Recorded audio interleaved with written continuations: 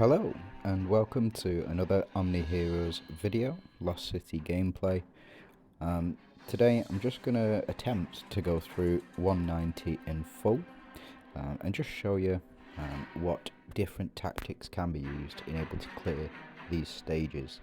So the first one is Dawnbringer. So you need 3 Dawnbringers. You can find that down here by clicking the arrow and then clicking a small sword icon over here. As you can see, I have a few Dawnbringers. I find that Ethereals tend to be the most effective Dawnbringers, just primarily because of these two. So Katrina and Dorabella, both of mine have the epic runes available for them.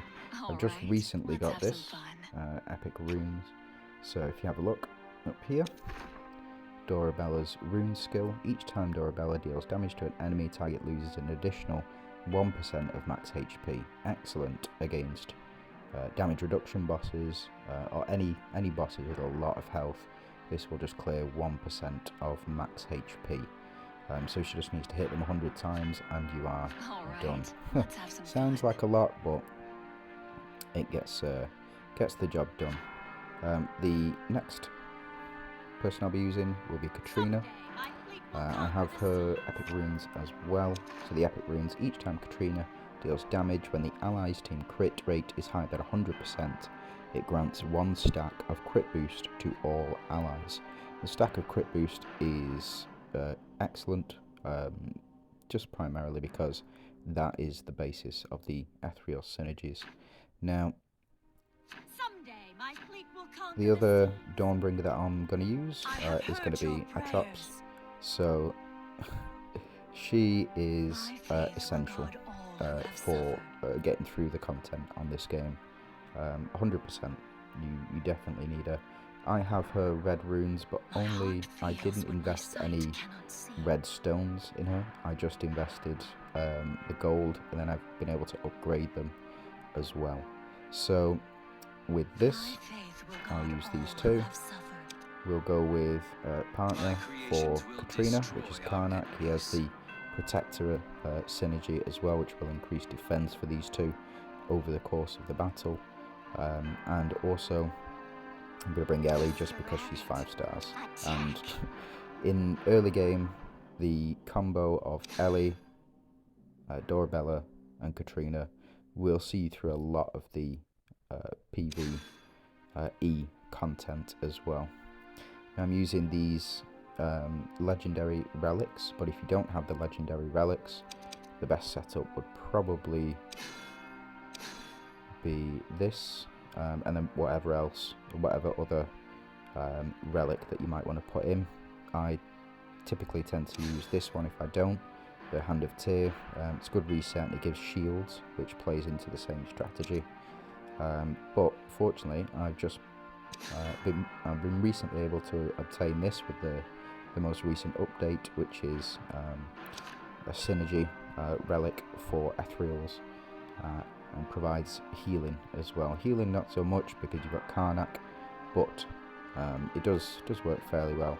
I'm going to move Atrops in front because, believe it or not, she's quite a good tank, and I'm going to leave Dorabella where she is on the front line because when she gets hit, she has a chance to retaliate because of the Dawnbringer synergy. So let's jump into it.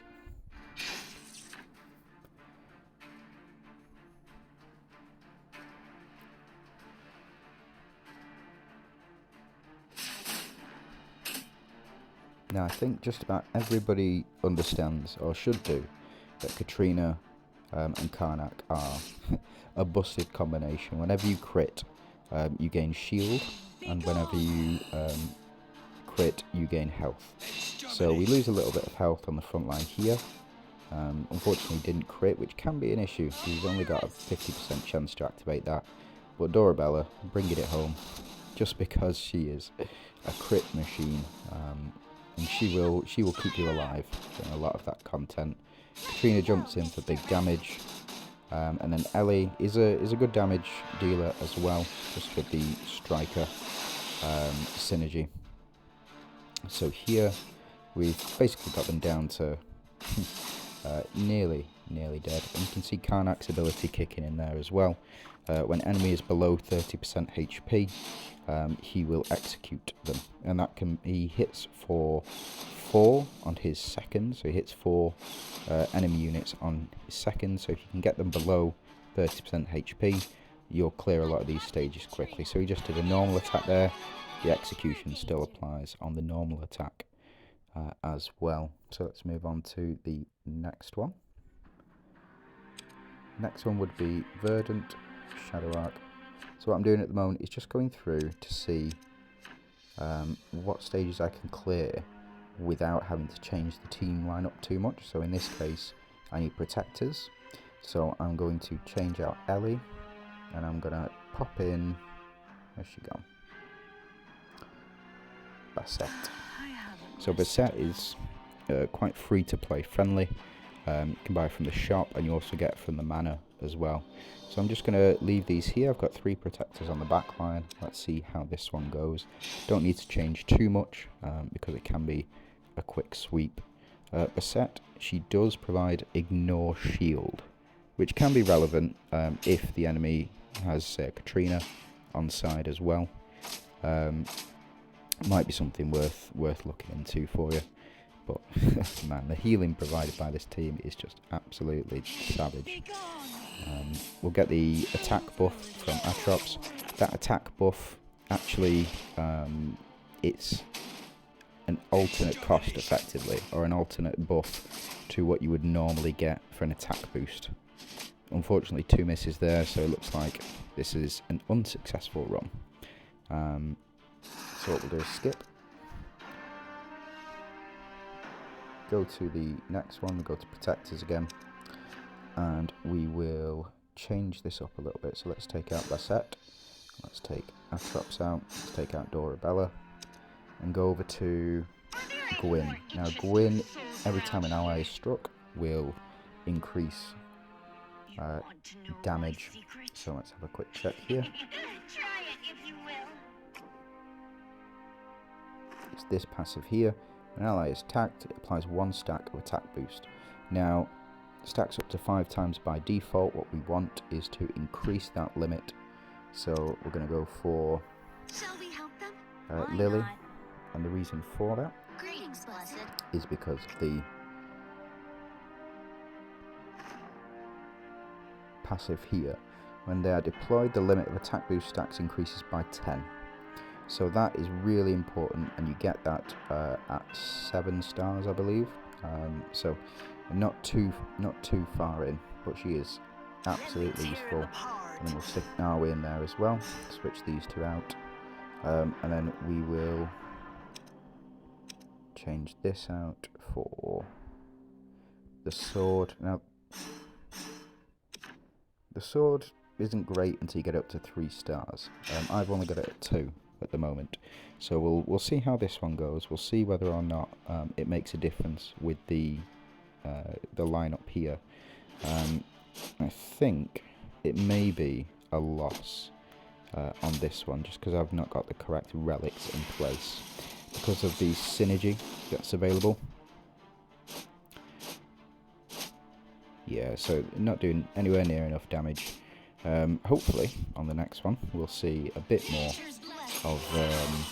more of an increase, a substantial increase. So we'll see. Oh, I miss again every time. Need to somehow increase his accuracy, but I don't think there's any way in game of being able to do that.